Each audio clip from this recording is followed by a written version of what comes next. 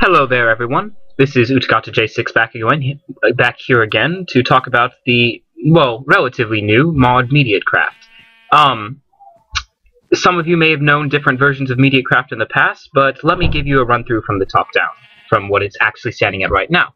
So, MediateCraft is a mod which is meant to always play along Better Than Wolves. I am a Better Than Wolves player first and a modder second, and it's supposed to weave in and among the tech tree and do various things.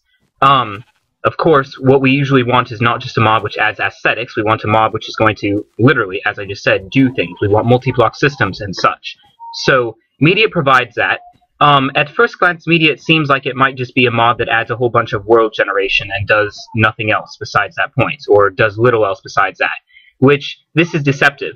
There is world generation in MediateCraft, however, I have made absolutely certain, I have planned very, very carefully to make sure you can experience MediateCraft, you can load it into a fully done Better Than Wolves world, and experience it 100% besides the aesthetics of finding ores underground, without ever loading a single new chunk. And there are a couple of ways in which that works. However, I'm going to demonstrate the first one as I demonstrate what MediateCraft is about by going back through the history of this particular release chain, since I finally started working on it for good. So, if you allow me just a moment, I'll set something up here. The first multi-block system in MediateCraft is the rock cycle. This is the cycle through which different blocks, both vanilla, Better Than Wolves, and MediateCraft blocks, undergo different phase transitions. So there are 4 different types of rocks, and there are 4 different families of phase transitions, which might sound confusing when I say it at first, but it should be very easy to get used to once you've actually been playing in and around it. The first type of rock is loose sediment. It's easy to remember because these are blocks that are loose. Stalactites, they're mud, loose. Sand, loose and grainy. Gravel, loose and grainy. And clay, which is loose and muddy. The second type of rock is solid sediment. We have limestone, solid rock. Sandstone, solid sand. This is conglomerate. You notice it uses the old gravel texture. And this is just gravel crafted together. And the last, this is endstone. I'm using it as a placeholder for the block which actually fits in this cycle and isn't quite done yet. But that will eventually become shale. The third type of rock is metamorphic rock. We have 2 types of marble, quartz, gneiss, and slate. These are very hard rocks. And finally, the last type is igneous rocks. Those are gabbro, black sand, granite, and basalt, or igneous rock in general, the kind of stuff you find around volcanoes. Now, what's the point of introducing these 4 types of rocks? How do we ever keep them together? Well, that's what I'll get to show here next. Next, I've set up a demonstration area for each of the 4 families of different types of rocks. So, let's review the transitions.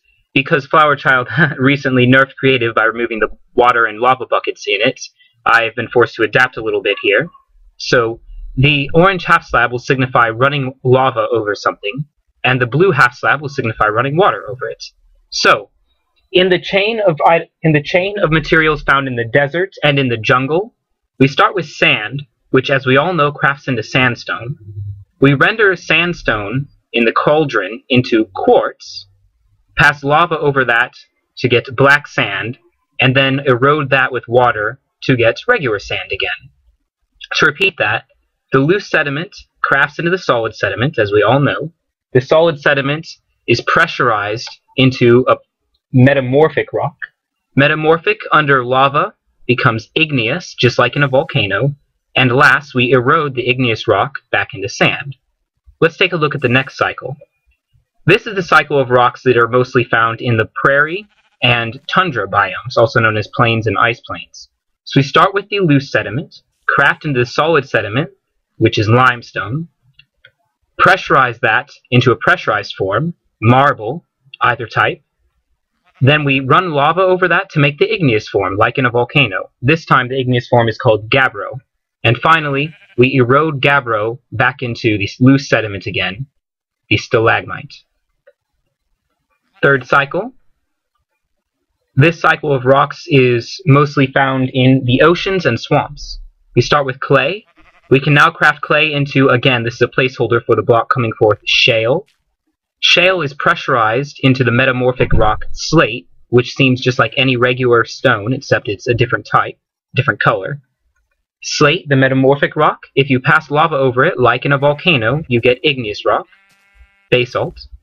And finally, if you erode the igneous rock, the basalt, you get your loose sediment again, clay. The last cycle is the cycle of rocks that are primarily found in the mountains. Actually, all these rocks are only found in the mountains. We start with gravel, as we're all familiar with. That's the loose sediment. We craft loose sediment into solid sediment, this time conglomerate, just means coming together. We pressurize the solid sediment into the metamorphic rock, another type of stone called gneiss. Gneiss, we pass lava over it, like in a volcano, and it becomes the igneous rock, granite.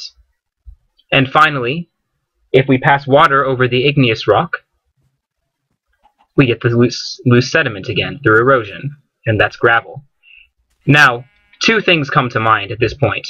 That's all fine and well, Utakata, right? However, one, you keep speaking about it as if world gen. Yes, I know. But through this cycle, we make sure that there's no one of these four chains for which you can't get any block with possibly without accessing world generation. That's why the rock cycle has made its way into Minecraft. And the other point of contention, of course, is that I haven't actually demonstrated this in the works, have I? I am not going to get a crucible up and running.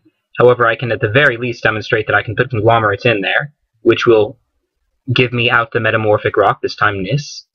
However, I can very easily, of course, show that we can now craft our gravel into the solid sediment. So loose sediment crafts into solid sediment again. Very simple recipe. Finally, I doubt I'm going to find lava around here that quickly. However, I can certainly show the final erosion from the igneous rock, granite, into the loose sediment again. So if I put my granite in the water, as soon as that block updates, you'll see it is eroded, changed form back into gravel. That concludes this demonstration. In the next video, I'll be showing some of the continued progress of MediateCraft. However, there you have it, friends. The rock cycle. Thanks for watching.